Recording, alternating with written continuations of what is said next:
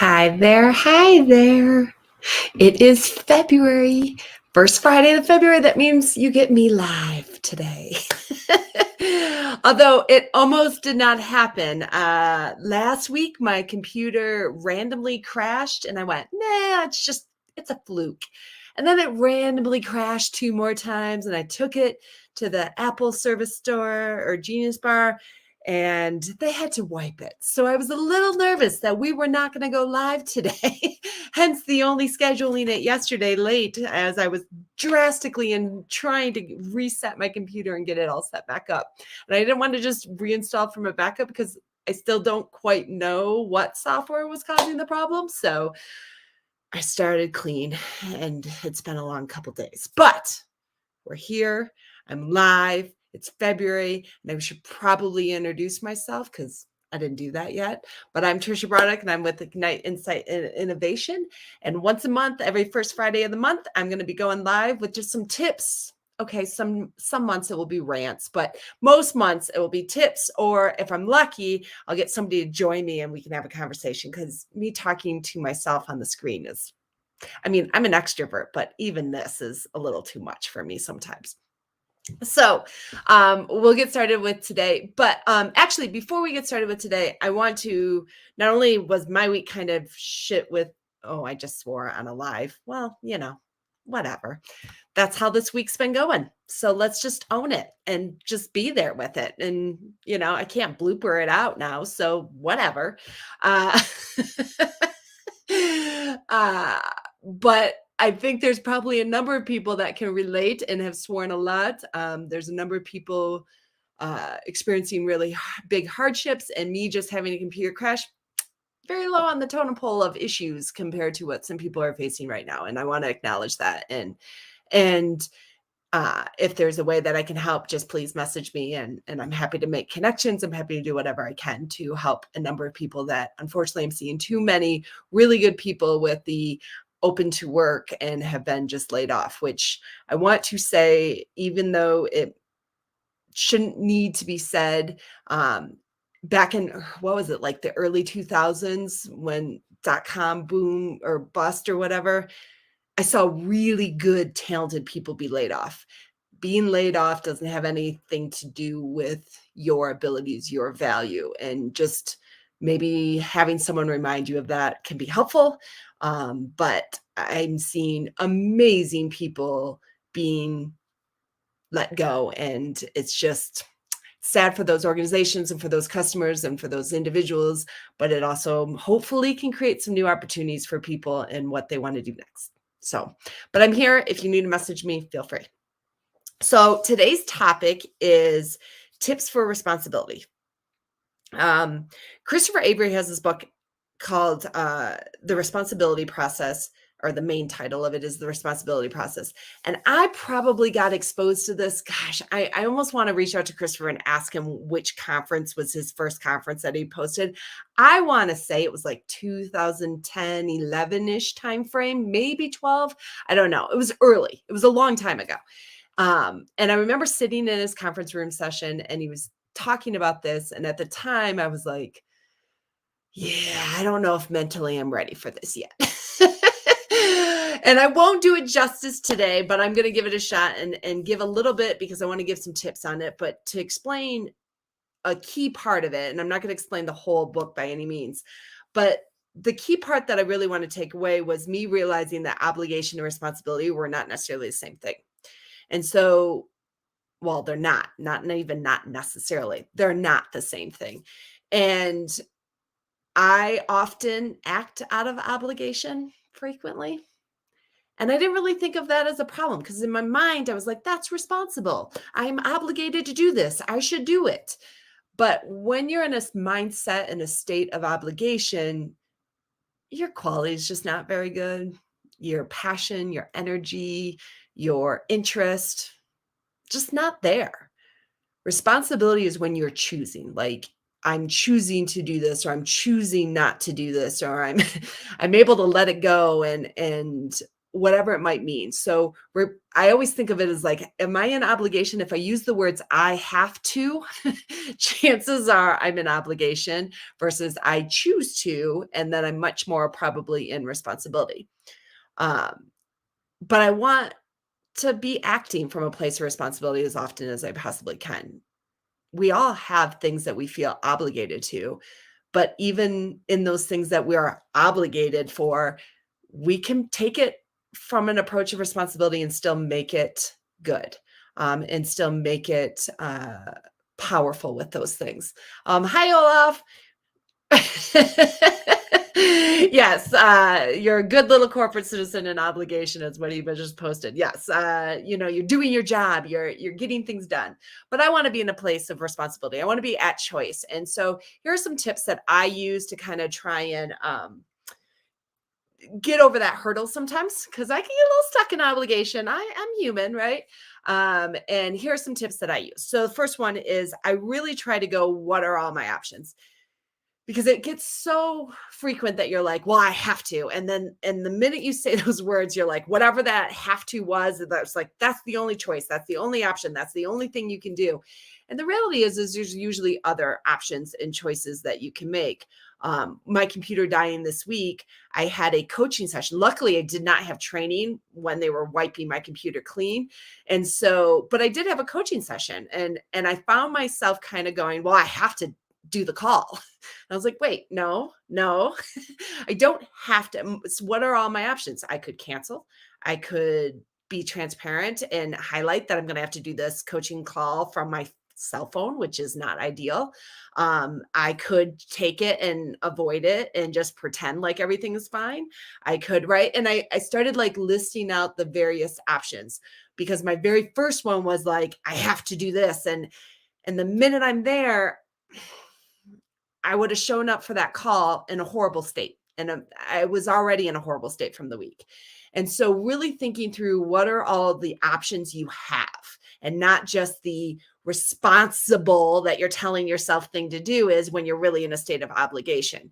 And so what is that I have to, and what are other options beyond that first one that you feel is the only option you have? And sometimes just by thinking of those different options, I find myself going, oh, I choose this. And the minute I'm in that, I choose this, I have a much better shot at being up in responsibility than in staying in obligation. 2, sometimes the only thing that, one of the struggles that people have is because sometimes the only thing you can do is be transparent. I can't control always what needs to happen. I don't always have the autonomy or the ability or the capabilities, knowledge to avoid an impediment or remove an impediment or address a concern or complete a task even. And when I try to like double down and like, no, I'm going to just hammer and I have to, right?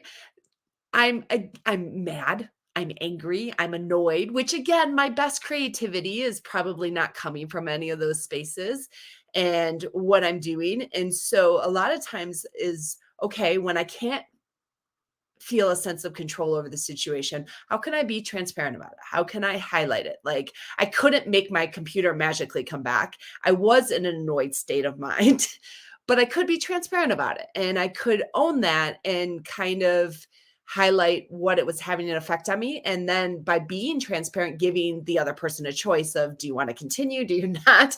Like what would work? Does not work? What makes sense?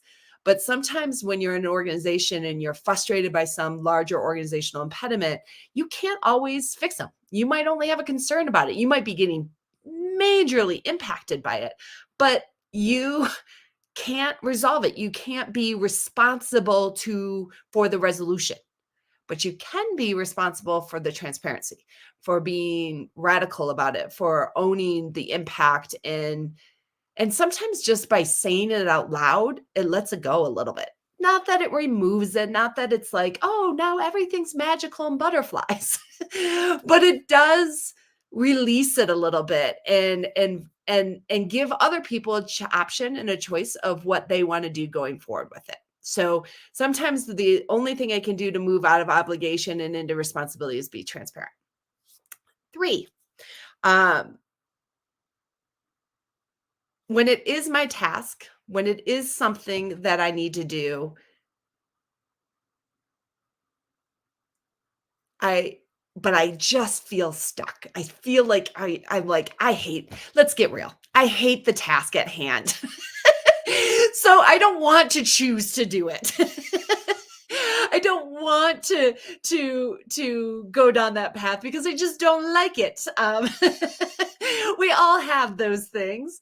And so one of the things that when I find that I'm in that like, oh, I just don't want to do that task, but I need to, but I'm struggling to choose to, is to remind myself why, the bigger the purpose, the bigger picture of what it's really accomplishing, right?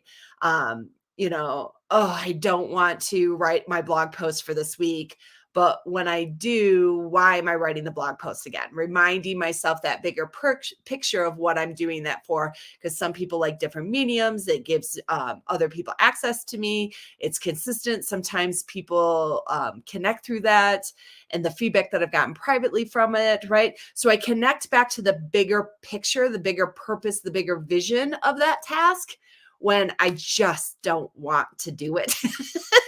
And it's never going to be like, oh, in a week, I'll suddenly love doing, bookkeeping. Like, no, I probably will never. If I did, I would have become an accountant. But I can remember the bigger picture, the bigger purpose, the bigger why. And at that point, then usually I'm like, okay, I want that bigger picture. So I'm choosing to do this, even if I dislike it. And that can really help me get over some of those tasks that you're just like, I don't enjoy it.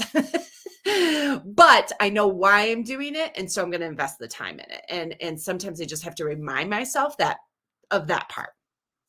4, another option that I do to help myself get from obligation to responsibility, find me a collaborator, right? Like even Olaf is posting a little bit in comments and stuff, and even just seeing his name come up, like I immediately smile, right? Like I'm just that person. If I can work with somebody, if I can talk to somebody, if I can engage with somebody, I am much more energetic. I'm much more creative. I'm much more engaged. I'm much more willing to be at choice. Like I want to be there. I want to dig in deep. I want to have those conversations. I want to do the best for myself and for that person at that point. So when I'm really struggling, sometimes one of the best ways for me to deal with moving out of obligation and responsibility, find me a collaborator, right? Find me somebody that I can engage with, that I can bounce ideas off, work with, and instantly I'm at choice and wanting to be there. And then the last one that I do, because I try and do 5 tips each time, is try and be optimistic a little bit. Usually when I find myself stuck in obligation, um, I've lost a little bit of hope, or I've told myself a narrative that I'm not good at something, or that it's not going to be valuable. Like, right? The stories we tell in our heads.